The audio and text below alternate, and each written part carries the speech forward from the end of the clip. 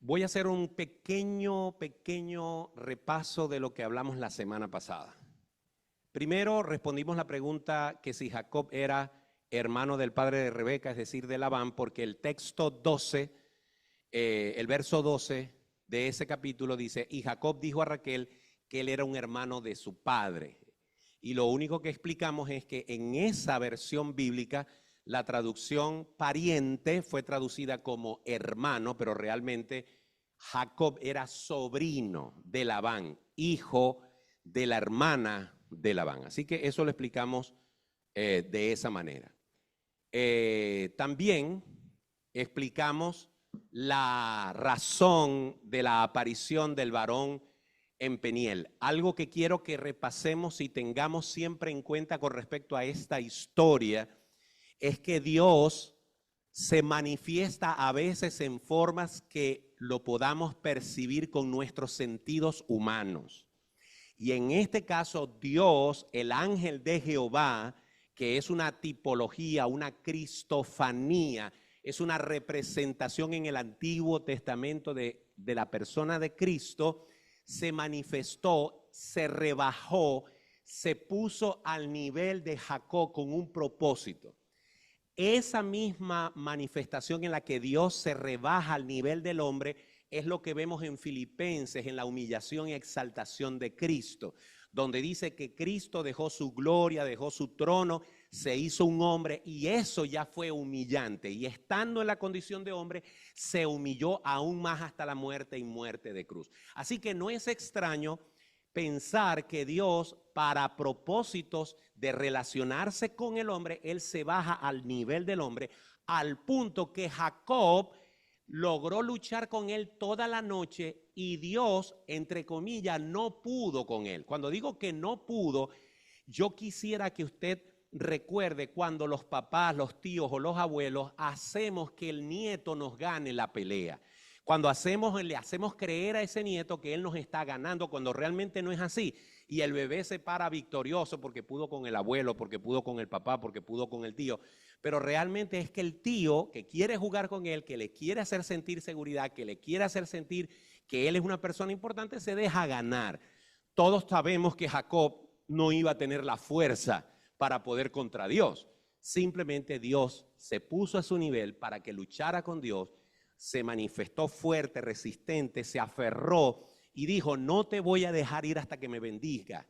Y el ángel, Dios, lo bendijo. Y el mismo Jacob dijo, yo he visto a Dios cara a cara. ¿Y cómo lo bendijo el ángel? Cambiándole el nombre, dándole un nuevo nombre, porque ya dijimos que en el Antiguo Testamento los nombres y su significado tenían mucha importancia. Y entonces el nombre de Jacob fue cambiado al nombre de Israel. Muy bien. Otra cosa es que me preguntaba Sara, que dónde dice eso que yo dije de que Esaú odió a Jacob hasta la muerte. Y ya yo expliqué que ese día, hace 2 miércoles, yo, aunque dije eso, lo que quise decir era que el odio que había sentido Esaú por su hermano era un odio a muerte. Si hubiese podido matarlo, lo hubiese hecho. Pero ciertamente el capítulo 33 de Génesis nos dice que finalmente hubo una reconciliación entre estos dos hermanos. Pero tal fue el odio que sintió Esaú hacia su propio hermano, que si la mamá no manda a Jacob a que huyese y Jacob lo hubiera conseguido, lo hubiese matado. Muy bien. También hubo otra hermana que nos hizo la pregunta, hermana Gertrudis, ¿por qué si Abraham tenía esa fe tan inquebrantable accedió ni corto ni perezoso a acostarse con Agar? ¿Por qué no se resistió? ¿Por qué no dijo, no, Dios me prometió un hijo de mi esposa y yo voy a esperar? Sí, ciertamente Abraham falló, ciertamente Abraham fue ligero, Abraham se dejó llevar, pero a pesar de Dios tenía un plan. No sé si recuerdan que el domingo cuando yo prediqué, dije que a Dios no es tomado por sorpresa cuando tú fallas. Cuando Adán y Eva pecaron, Dios no se desesperó porque pecaron, Él sabía que iban a pecar.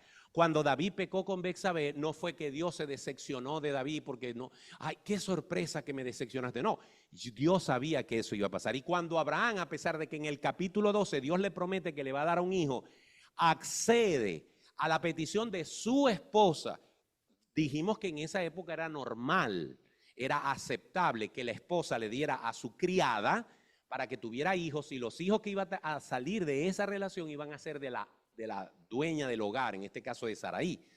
Pero Agar cambió de actitud. Cuando recibió el hijo, más bien se tomó la atribución de elevarse, de ponerse altiva con respecto a su ama, y empezaron a haber problemas en el hogar de Abraham. Luego Dios finalmente le cumple la promesa a Abraham, y el hijo que nace de Sara y de Abraham, llamado Isaac, es el hijo de la promesa. Pero dijimos que ciertamente Abraham falló, pero a pesar de eso, él confió en Dios y la Biblia lo llama el padre de la fe. Y quizás este fue el tema que más nos llevó rato conversar. Disculpen, pero es que me duele muchísimo la pierna. Y no, porque si me siento es peor. El capítulo 6 tiene uno de los temas a los que la gente le causa mayor curiosidad. Es el tema de los gigantes, y es el tema de que los hijos de Dios tomaron hijas de los hombres. Y yo les expliqué que habían 3 escuelas.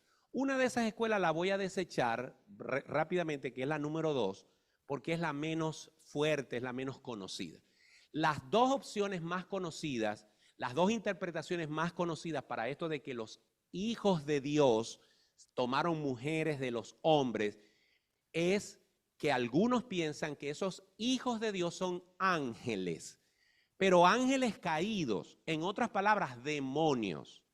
Es verdad que la Biblia llama a los ángeles hijos de Dios, pero los ángeles que son llamados hijos de Dios son los ángeles fieles, los que no cedieron a Satanás, los que están dando gloria y honra a Dios allá en el cielo. Los ángeles que cayeron en pecado, que ahora son demonios, que están en la tierra, que están en las esferas celestes, no pueden, no deberían, no son llamados hijos de Dios. Por esa razón es que se piensa que estos hijos de Dios no pueden ser ángeles, porque la Biblia no los llamaría hijos de Dios. Dime, Enrique.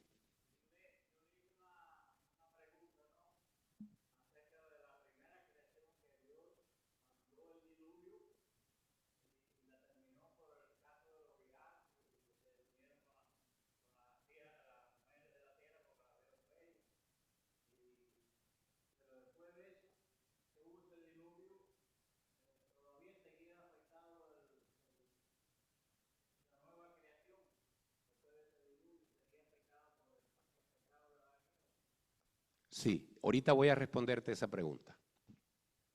Entonces, la teoría de que esos hijos de Dios que se mezclaron con mujeres, de que esos hijos de Dios son ángeles, seres angelicales, seres fuera de este planeta, que tomaron forma humana y se acostaron con mujeres, es una de las posiciones.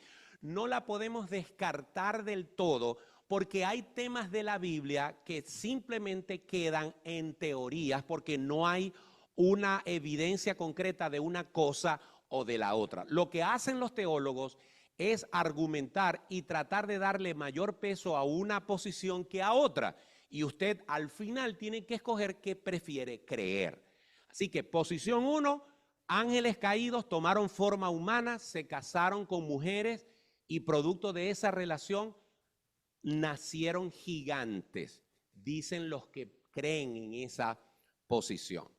Pero la otra posición es que estos hijos de Dios no eran ángeles, sino que Dios hace una división entre 2 razas, entre 2 resultados posteriores al pecado de Caín cuando mató a su hermano. Todos sabemos en el texto bíblico que cuando Caín mató a su hermano y Dios lo llama y le dice, ¿dónde está tu hermano? ¿Soy yo acaso guarda de mi hermano? La sangre de tu hermano clama desde la tierra, tú lo mataste.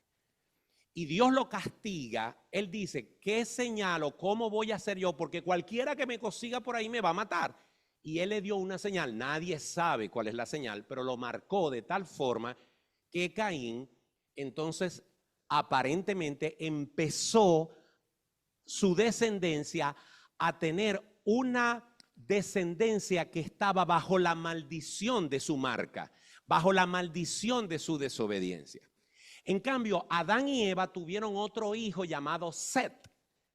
Y ese Set representa a la descendencia de Caín, de Adán y Eva, que se mantuvo, vamos a decir, justa, limpia, obediente, buscando a Dios, invocando el nombre de Dios. De hecho, en Génesis dice que los hombres empezaron a invocar el nombre de Jehová y quienes lo hacen son los descendientes de Set. Entonces, aparentemente la posición teológica de estos hijos de Dios es que los hombres descendientes de Set, que representan la justicia, que representan a los hombres correctos, rectos en su proceder, se mezclaron en desobediencia, saliéndose de esa obediencia que los había distinguido, y se empezaron a mezclar con las descendientes de Caín, es decir, con las mujeres de los hombres. Y esa relación entre los descendientes de Set y los de Caín aparentemente no era la voluntad de Dios, y Dios trae como consecuencia juicio.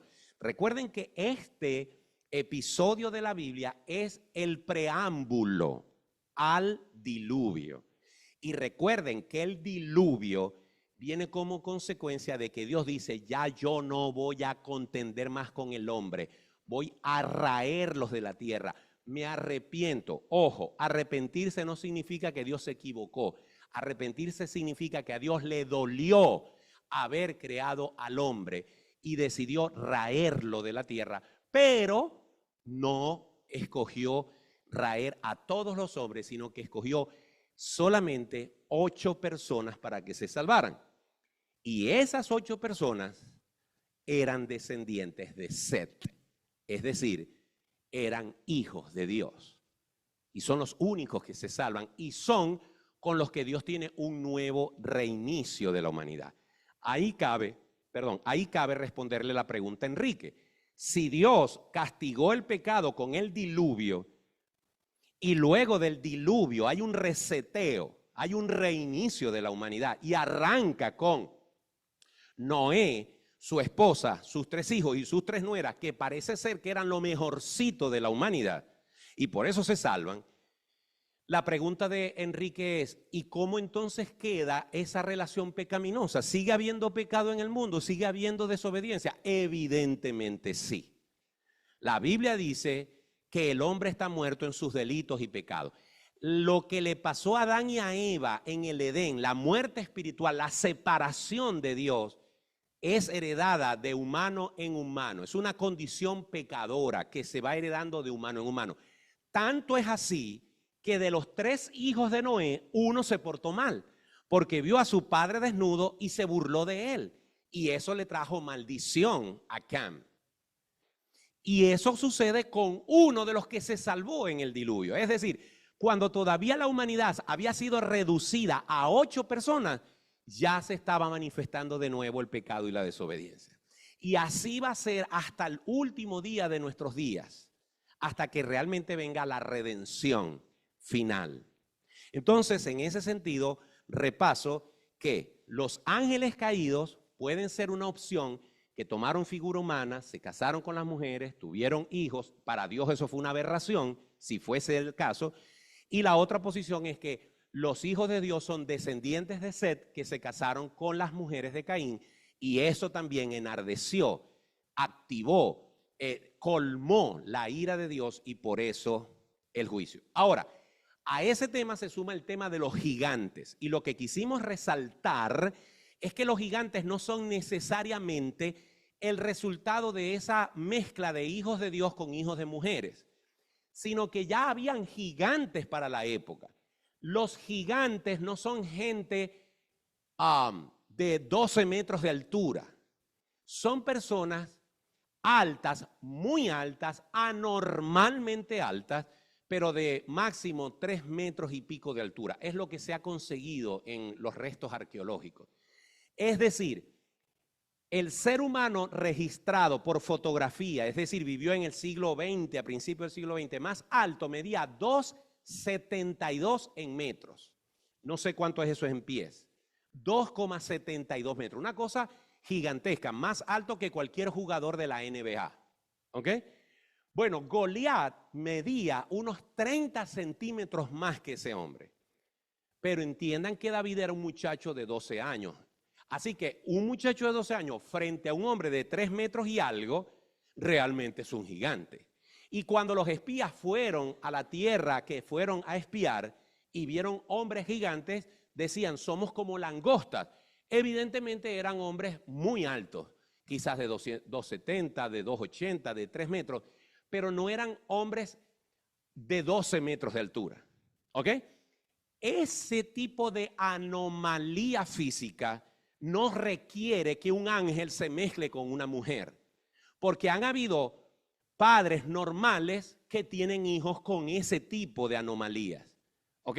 Así como un padre normal y una madre normal pueden tener un hijo con algún síndrome, también es factible que un hombre de 1,70 y una mujer de 1,65 tengan un hijo de 2,50. No es descabellado. ¿Por qué? Porque puede haber una anomalía genética. Así que antes de esa mezcla y después han habido gigantes, y eso no es necesariamente algo que tiene que ver con que ángeles se mezclaron con mujeres. Muy bien, hasta ahí llegamos y hoy queremos contestar una pregunta que envió a la hermana Caroline Pacheco.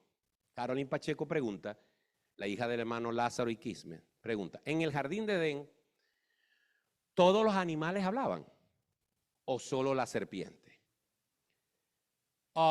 Alguien pudiera pensar que era normal antes de la caída del hombre que los animales tuvieran la posibilidad de hablar.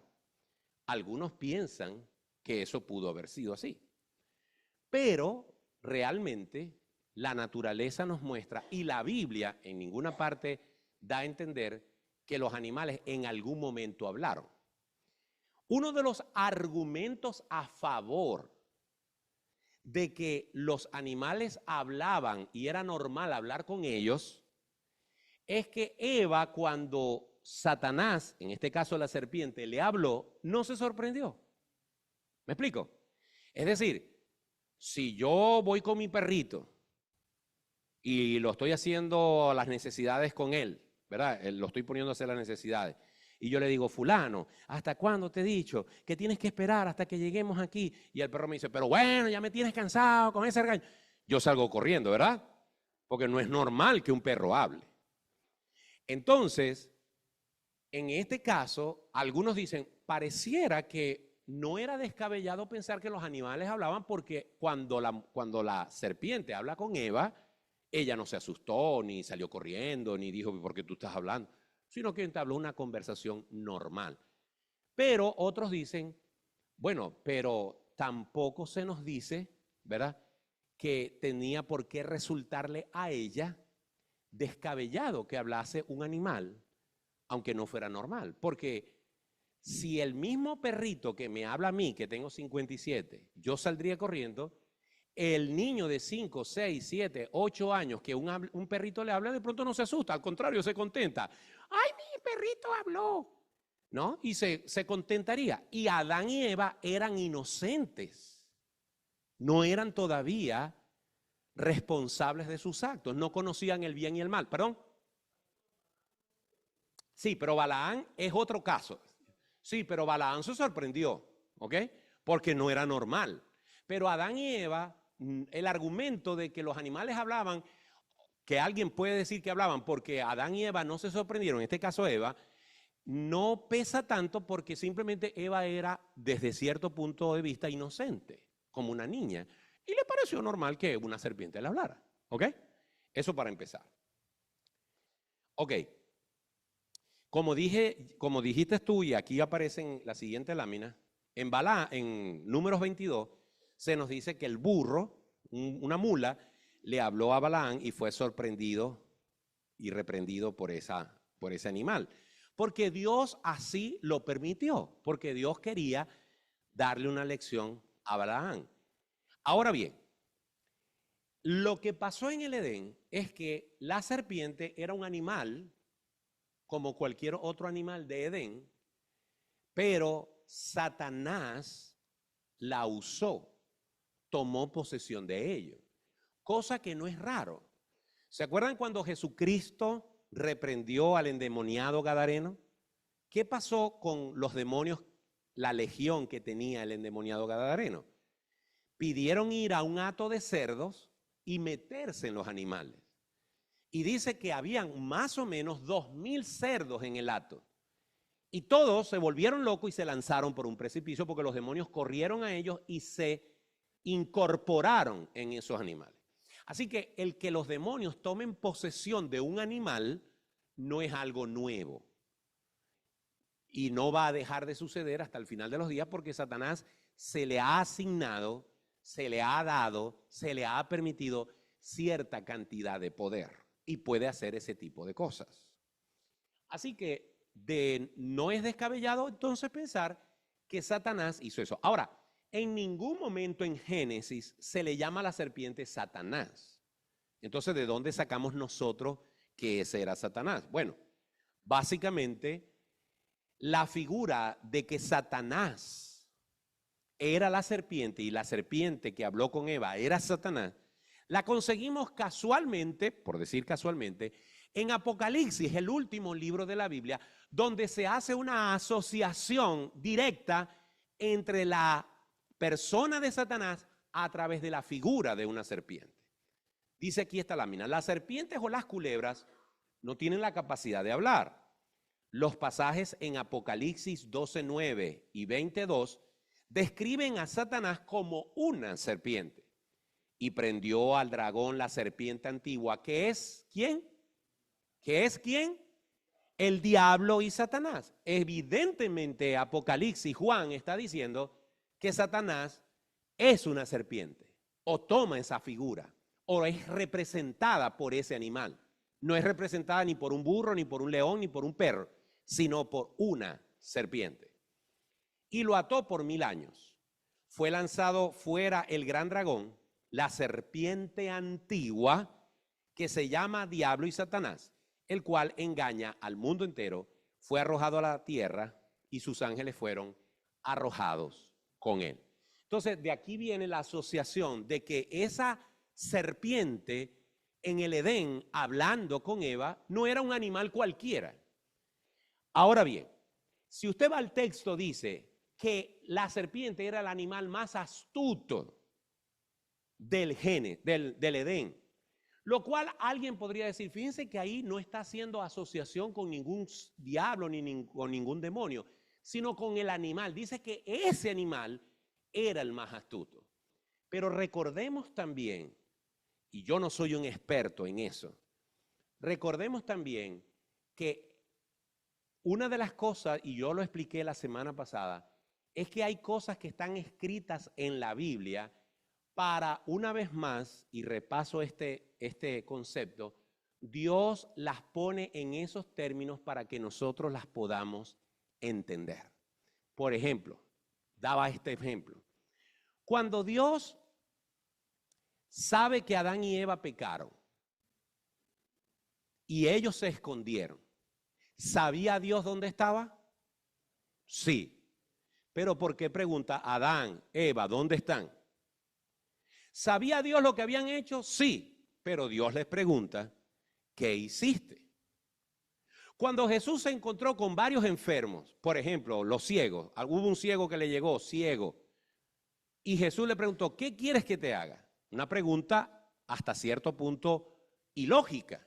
Por supuesto que me devuelvas la vista.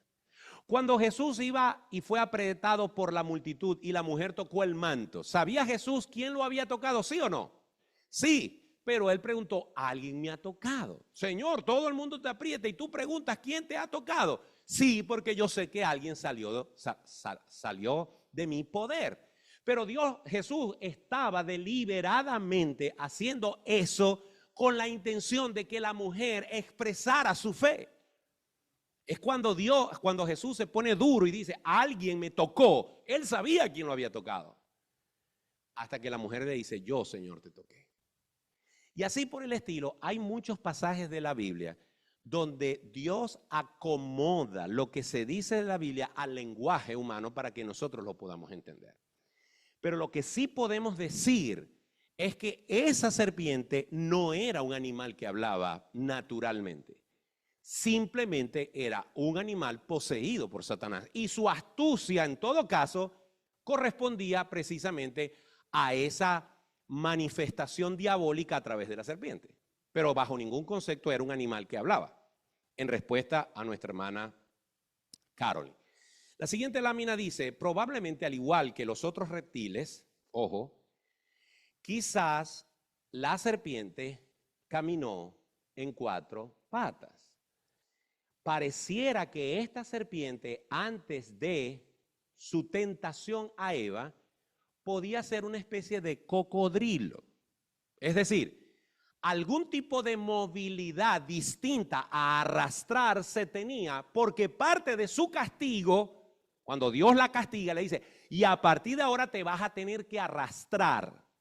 Lo que significa es que posiblemente ella tenía algún tipo de movilidad anterior que es quitada, es transformada, es castigada y por lo tanto ahora se tiene que arrastrar. Y como ella pertenece a los reptiles, nosotros sabemos que los cocodrilos, que los caimanes y otros reptiles tienen la posibilidad de caminar, pero la serpiente no tiene patas.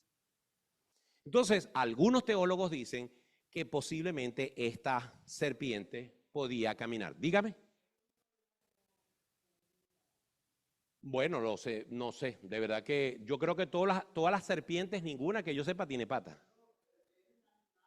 Sí, las lombrices no son serpientes y no tienen patas, así que habría que considerarlas también, ¿ok? Pero de los animales, vamos a decir comunes, que no son insectos, que no son como una lombriz, yo creo que sí, es quizás el único que no tiene patas. Dice aquí, el hecho de que se maldijo a la serpiente para arrastrarse sobre su pecho y comer el polvo de la tierra para siempre, también es una forma de indicar que la serpiente sería despreciada por siempre y la mirarían como una criatura vil, repudiable y objeto de menosprecio y rechazo. De ahí que en Apocalipsis, al cerrar la Biblia, Satanás se manifiesta como un dragón que es una serpiente. ¿Ok? Muy bien. Entonces, perdón.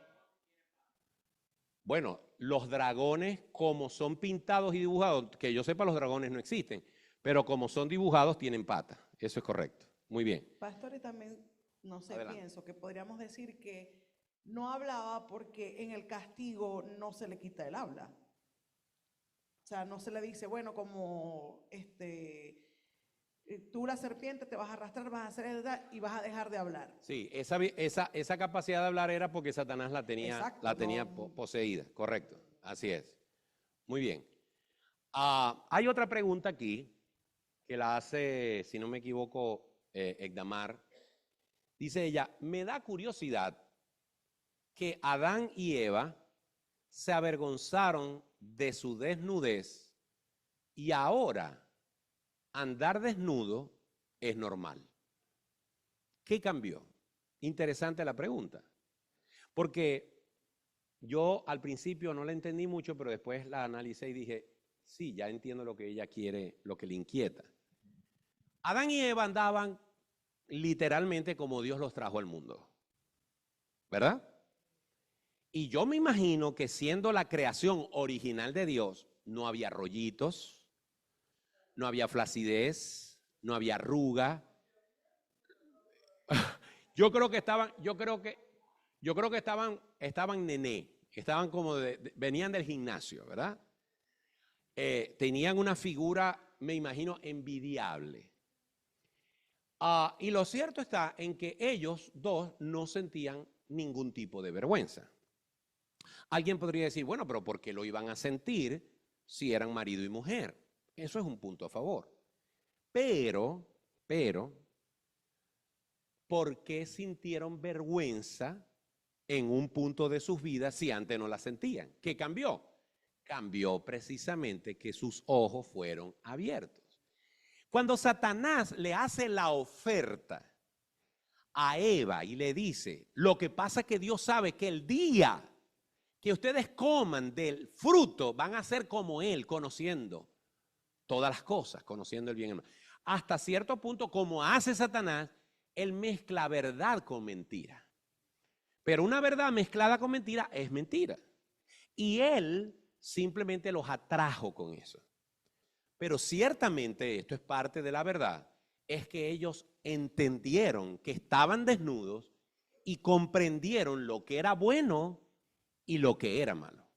Y aquí yo voy a hacer un paréntesis para expresar algo que hoy en día está en boga en la teología. Quizás el hermano Howard, que sé que lee mucho, ha oído hablar de esto. Quizás el hermano Ronnie ha oído hablar de esto. Quizás el hermano Ron, si me entiende lo que voy a decir, ha leído de esto. No lo sé. No sé si Adrián o Junior, ¿no? O alguien más aquí haya leído de esto. ¿Dónde está la edad de la inocencia? Porque esto tiene que ver con la pregunta de Ekdamar. ¿Qué cambió? ¿Dónde está la edad de la inocencia?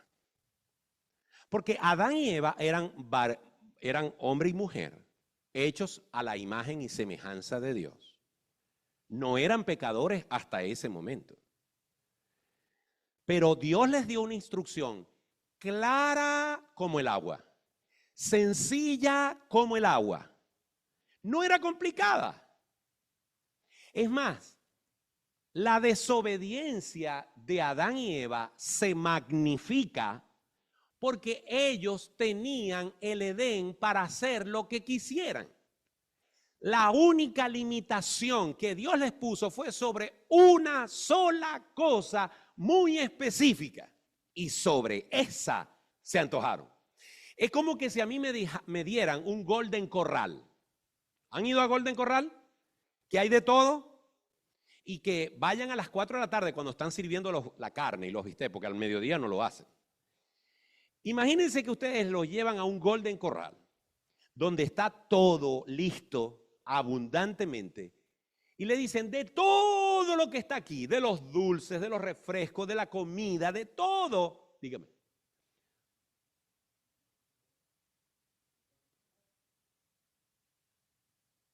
Bueno, otra cosa que también hubo en el jardín es el árbol de la vida y no tiene suficiente énfasis también. ¿No tiene? Énfasis como importancia. No entiendo la pregunta o el comentario. El árbol de la vida también estuvo en el jardín. Bueno, de hecho, ese árbol de la vida es el que Dios dice, tenemos que sacar al hombre del Edén para que no vuelva a comer de allí. ¿Hacia eso te refieres? Ok. Pero lo que quiero decir es que si usted lo llevan a Golden Corral, donde hay de todo, en abundancia, sin límite, y a usted le dicen, mire, de todo lo que está aquí, puedes comer lo que quieras, cuanto quieras, las veces que quieras, te puedes servir todo lo que tú quieras. Pero de este flan, de este cake, de este postre, no lo comas, porque el día que lo hagas, te vas a morir. Y que alguien venga y diga, mira, come de ese. No, Dios dijo que no. Dios sabe que lo sabroso que es eso. Come para que vea. Y que yo olvide absolutamente la severidad y claridad de la orden. Y le diga a Dios, me importa un pepino lo que tú digas. Yo voy a comer de esto porque quiero saber a qué sabe. Y come. Pero luego Adán viene y come también. No fue uno, fueron los dos los que desobedecieron a Dios. Evidentemente, ante una orden tan clara y tan seria, la desobediencia, el castigo tiene que ser proporcional, porque Dios lo advirtió, ciertamente moriréis. Y entonces entra la maldición a la humanidad, la maldición de la muerte espiritual. Adán y Eva no perdieron absolutamente nada físicamente. Fue su espíritu el que murió para Dios. Se creó una distancia espiritual porque el hombre cayó muerto ante sus delitos y pecados. Y es allí, al tener conciencia de lo bueno y de lo malo, que pierden su inocencia. Ahora viene la parte teológica que tiene que ver con mi posición sobre un tema en particular. Hoy en día está de moda la teología de la elección, de que Dios eligió a algunos para ser salvos y por lo tanto a otros no los eligió. Y si eligió a algunos para ser salvos y a otros no, alguien, no importa cómo lo ponga, puede decir Dios salva a unos sí y a otros no, lo cual me parece injusto, que Dios escoja a unos para salvación y a otros no. Esa teología está muy de moda ahora, pero no es de ahora, es una teología muy antigua.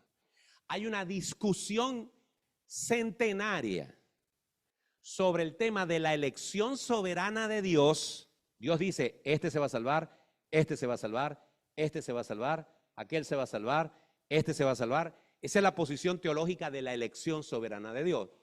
Y está la posición de el libre albedrío. Los que defienden el libre albedrío dicen, no, Dios puede salvar a todos. Dios les da la misma oportunidad a todos y cada quien decide si se salva o no. Y eso tiene una pugna de siglos. Se han escrito tomos y tomos y tomos y tomos de eso, y en los seminarios cristianos del mundo existen al menos esas dos grandes escuelas: soberanía, elección soberana de Dios, y libre albedrío. Es decir, Dios ofrece la oportunidad a cada ser humano y cada quien escoge sí o no. Ya va. Ahora bien, dentro de la teología reformada que cree o practica o enseña la elección soberana de Dios, si Dios elige a la gente antes de la fundación del mundo para ser salvos y a otros no, entonces surge una pregunta. ¿Qué pasa con un niño de 3 años? ¿Qué pasa con un niño de 2 años? ¿Qué pasa con un niño de 7 años? ¿Qué pasa con un niño de 9 años? ¿Qué pasa con un feto de 6 meses, que lo consideramos un ser humano, que no haya sido elegido? ¿Se va al infierno? Pues déjenme decirles que hay teólogos que piensan que sí. Yo creo que alguien en el Zoom quiere decir algo. Sí, quería preguntar, ¿en qué se basan los que piensan de que Dios los elige? Ok, Efesios capítulo 1 dice que Dios nos eligió por su plena soberanía antes de la fundación del mundo, por el puro afecto de su voluntad. Romanos capítulo 9 plantea un asunto en el cual Pablo dice, ¿quién eres tú para cuestionar a Dios de quién elige y quién no, si Él es soberano? Pero ojo, yo no estoy viniendo aquí a hablar de ese tema. En respuesta a Coqui, estoy diciendo que quienes defienden la teología de la elección soberana de Dios tienen profundos y sólidos argumentos para sostenerla, como también los arminianos o los que creen en la teología del libre albedrío tienen suficientes argumentos. Y hoy en día ustedes se van a dar cuenta que hay muchas iglesias, bautistas o no, que tienen mucho énfasis en el tema de iglesias reformadas o en este tema de la elección. Y hay muchas, por ejemplo, grandes predicadores pertenecen a esta teología. Por ejemplo, en Hispanoamérica, Sugel Michelén, ¿alguien ha oído hablar de Sugel Michelén?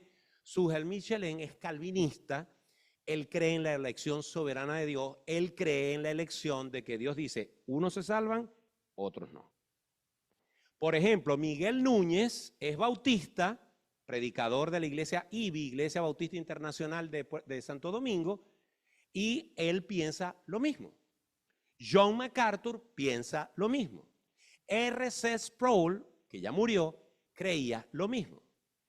Pero hay otros teólogos que no tienen esa misma posición. Pero el punto, porque no me quiero desviar del tema, o sea, esto que estoy hablando es para que lo desarrollemos después en otro estudio bíblico. El punto es este, porque Egdamar dice, ¿qué cambió si un día ellos andaban desnudos? ¿Qué cambió para que entonces sintieran vergüenza? ¿Y qué cambió para que ahora la gente no sienta vergüenza si estamos bajo pecado? ¿Por qué la gente no siente ese mismo pudor que sintieron Caín y Abel, Adán y Eva? Entonces, hice el paréntesis para decir que uno de los argumentos que yo tengo para decir que la elección, tal como la plantean los calvinistas, no puede existir, porque si la elección existe como la explican los calvinistas, la persona que fue elegida desde la eternidad para ser salva y la que no fue elegida, cuando vengan a la tierra, si se mueren de niños, va al cielo no por niños, sino porque estaba elegido. Y si era un niño y no estaba elegido y tenía 5 años, 6 meses o 9 años y todavía está inocente, también se va al infierno porque no fue elegido. ¿Me entienden el punto? Eso para mí no tiene sentido. ¿Por qué? Y aquí viene el punto.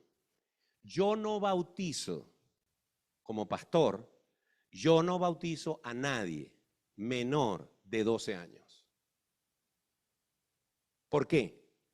Porque aunque nadie sabe el momento exacto en que un niño deja de ser niño, yo sé que al igual que Adán y Eva, un día, una mañana, una tarde, una noche, una niña de 10, 11, 12 años, se le abren los ojos.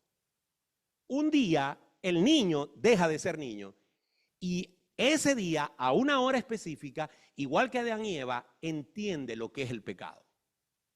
Sabe y está consciente y pierde su condición de inocente. Y a partir de ese instante es responsable de sus actos. Jesucristo dijo, dejad a los niños y venid a mí. Y no, porque de los tales, no dice de los niños que sean elegidos, dice, de los tales es el reino de los cielos. Y también Jesús dijo, el que no recibe a mi Padre, el que no recibe el reino de los cielos como un niño, no podrá entrar en el reino de los cielos. Y cuando hace la comparación con el niño, ¿cuál es la característica del niño que resalta? La inocencia. La incapacidad que tiene, aún siendo humano, de decidir qué está bien y qué está mal. Por eso los niños se pelean, se agarran, se dicen de todo, se arañan, se sacan un ojo y a los 2 minutos se están abrazando y besando. Y no llevan una raíz de amargura en su corazón. Ni se van a acordar de lo que le hizo fulanito. Y el juguetico que no le quería prestar, a la media hora le está diciendo, ay, juega pues, juega. Se lo da para que juegue. Porque son inocentes. Pero hay un día en que ese mismo niño ya no perdona, ya no olvida, ya dice, me voy a vengar. ¿Me entiende? ¿Por qué? Porque rompió el celofán, rompió el umbral de la inocencia. Por lo tanto, yo no bautizo muchachitos menores de 12 años, porque aunque yo no sé a qué edad se cumple eso, lo que sí estoy casi seguro es que un niño o niña normal, sin problemas de aprendizaje, sin problemas de ningún tipo, un niño en condiciones normales de 12 años en adelante ya sabe lo que es bueno y lo que es malo. En conclusión, yo creo que después de los 12 años, si alguien entiende y comprende el evangelio y no lo recibe, se puede condenar. A ver. La doctrina de la predestinación es la doctrina también de la elección. Y ojo, ojo, no se puede negar la predestinación. Y repito, no tenemos tiempo para ahondar en eso. ¿Ok? Les prometo que en algún momento tocaremos ese tema. ¿Ok? No se puede negar la predestinación. Lo que pasa es que dentro de la teología de la predestinación hay distintos matices. Hay unos que son lo que llaman ultracalvinistas. Otros son calvinistas, otros son calvinistas de 3 puntos y otros son de 4 y otros son de 5 y otros son de 2. Pero ese es otro tema. Lo que quería resaltar y para terminar de responder lo que Damar preguntó y para que ustedes tengan la respuesta es lo siguiente. Cuando Adán y Eva estaban en esa condición de inocencia y Dios se dio cuenta que pecaron, sus ojos fueron abiertos, murieron espiritualmente, por eso sintieron pudor. Pero si usted se va a Romanos capítulo 1, versículo 18 en adelante, nos muestra que esa condición de pecado se ha recrudecido y el pecado causa una cosa que se llama la cauterización, causa que el corazón se endurezca, causa que ese pecado haga insensible al pecador. Y por eso Romanos 1:18 que dice que Dios, viendo que los hombres cambiaron su gloria por animales, por reptiles, por imágenes, etcétera, etcétera, dice que como retribución a eso, Dios los entregó a una mente reprobada. Y eso sucedió después del Edén. Es decir, las cosas se pusieron peor. Porque Dios los entregó a una mente reprobada y dice, para hacer cosas que no convienen. Y la manifestación de esa podredumbre del pecado, ¿cuál es? Que el hombre dejó la costumbre de la mujer para acostarse con otro hombre y la mujer dejó la costumbre del hombre para acostarse con otra mujer y dejaron el uso natural. Y esa es la depravación que estamos viendo. ¿Por qué ahora la gente puede andar desnuda y no siente el pudor que sintieron Adán y Eva? Porque sus mentes están cauterizadas por el pecado. Se jactan de su pecado. Por eso las marchas de orgullo gay.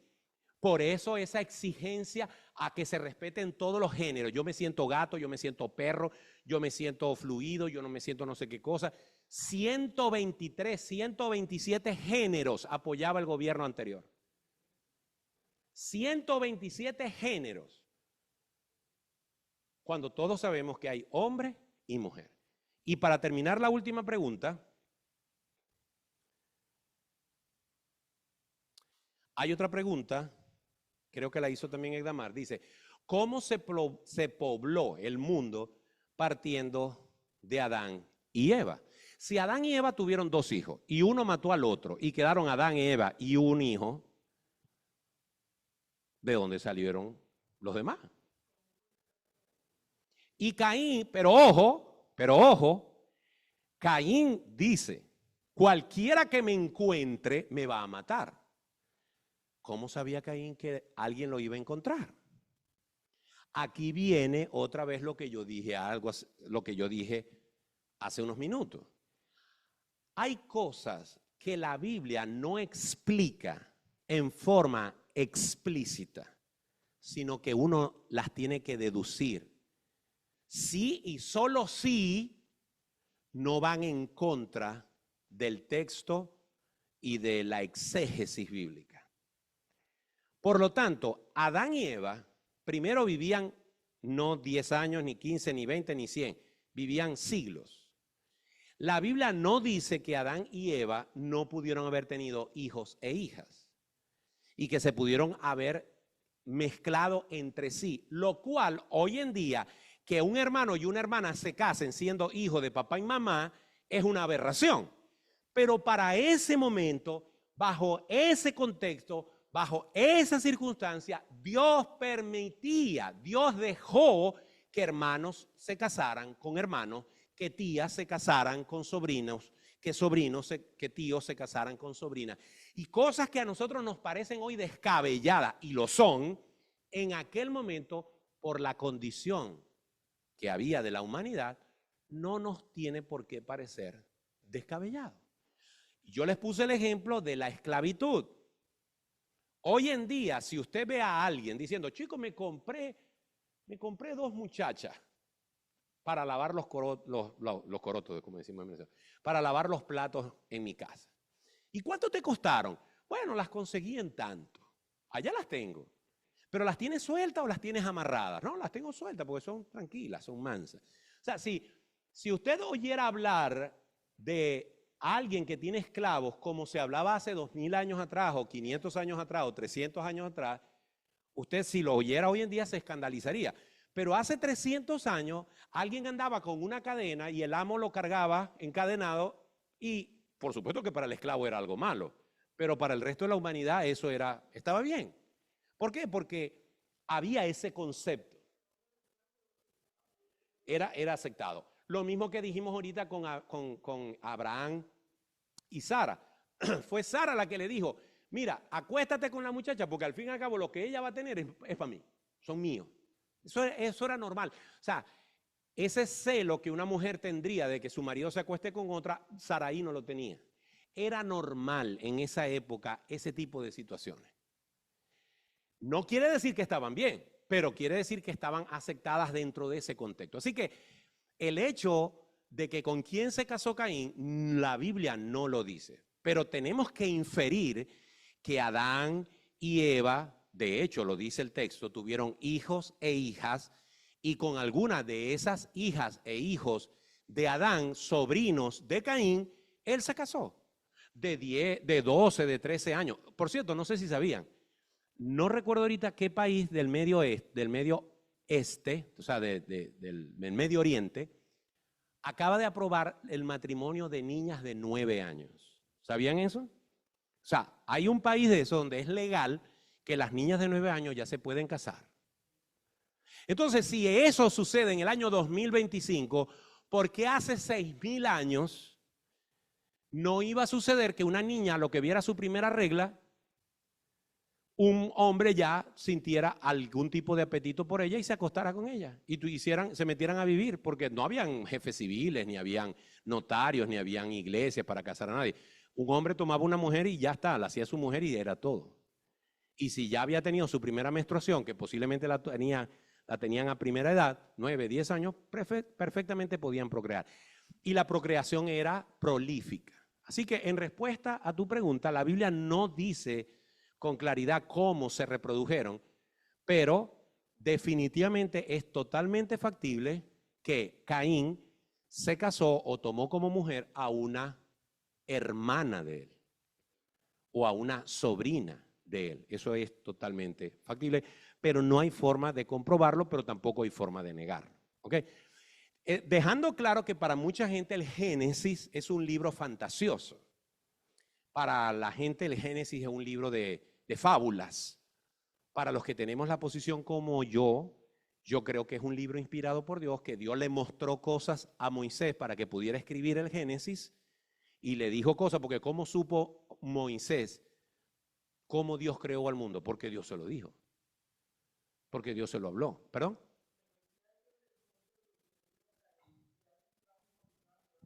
No, Caín dijo, si alguien me encuentra y me puede matar. Aparentemente en ese momento es probable que ya existían otras personas. No lo sabemos. Tenemos que inferir. ¿Perdón? Tenían que ser descendientes de Eva y de Adán. Sí, pero la Biblia no dice que después de Caín y Abel no tuvieron más hijos.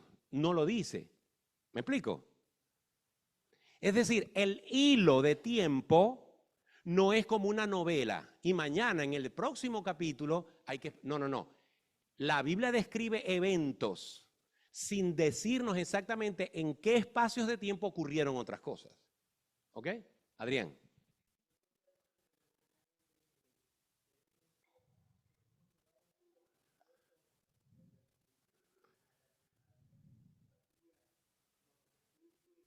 Pasa por... Muy bien, Adrián dice, a veces queremos que la Biblia nos dé los detalles, incluso los créditos de la película, pero muchas cosas las tenemos que recibir por fe. Excelente ese comentario. Bien, hermanos, el tiempo se nos ha agotado.